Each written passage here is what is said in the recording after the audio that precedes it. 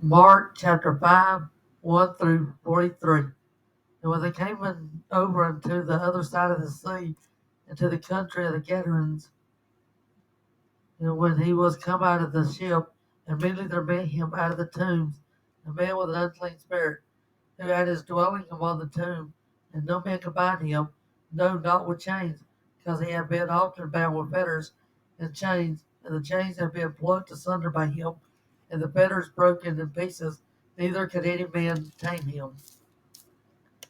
And always, and always night and day, he was in the mountains and in the tombs, crying and cutting himself with stones. And when he saw Jesus afar off, he ran and worshipped him, and cried with a loud voice and said, What have I to do with thee, Jesus, thou Son of the Most High God? I adjure thee by God that thou torment me not. And he said unto him, Come out of the man, thou unclean spirit. And he asked him, is thy name? What is thy name? And he answered, saying, My name is Legion, for we are many. And he besought him much that he would not send them away out of the country. And there were there nigh unto the mountains a great herd of swine feeding. And all the devils besought him, saying, Send us into the swine, that way we may enter into them. And forthwith Jesus gave them leave, and the unclean spirit went out and entered the swine, and the herd ran violently down a steep place into the sea. There was about 2,000, and were choked in the sea. And they that fed the swine and towed it in the city and in the country, and they went out to see what it was that was done. And they came to Jesus and see him that was possessed with a devil and had legion, sitting and clothed, and in his right mind they were afraid. And they that saw it told them how it befell to him that he was possessed with the devil, and also concerning the swine. And they began to pray him to depart out of their coast. And he was coming to the ship that he had been possessed with the devil, prayed him that he might be with him. Howbeit Jesus suffered him not, but saith unto him, Go home to thy friends, and tell them how great things the Lord hath done for thee, and hath compassion on thee. And he departed and began to publish in Decapolis, and how great things Jesus had done for him, and all men did marvel. And when Jesus was passed over again by ship into the other side, which people gathered unto him, and he was nigh to the sea, and behold, there cometh one out of the rulers of the synagogue, Jarius by night, and when he saw him, he fell at his feet, and besought him greatly, saying, My little girl lieth at the point of death. I pray thee, come and lay thy hands on her, that she may be healed, and she shall live. Jesus went with him, and much people followed him and thronged him.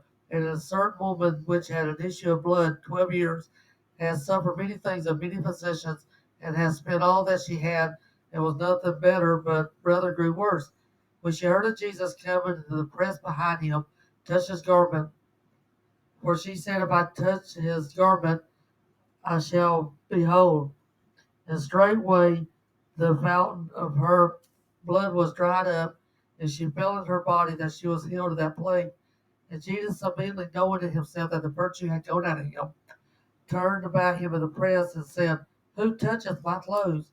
And his disciples said unto him, Thou sayest, you seest the multitude thronging thee, and sayest thou, Who touches me?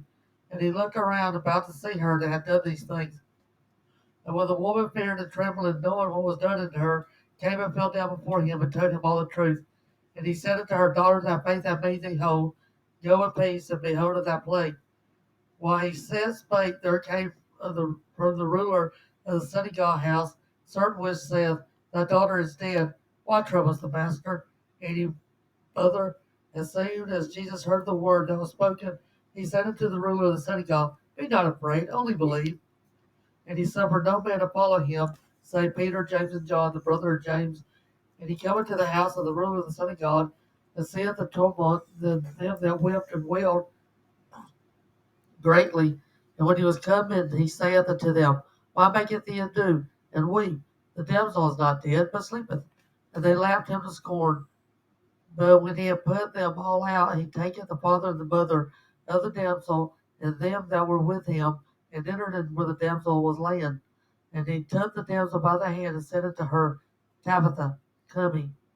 Which is being interpreted, Damsel, I say unto thee, arise. And straightway the damsel arose and walked, for she was of the age of 12 years. And they were astonished with great astonishment. And he charged them greatly. He charged them straitly that no man should know it, and commanded that something should be given her to eat.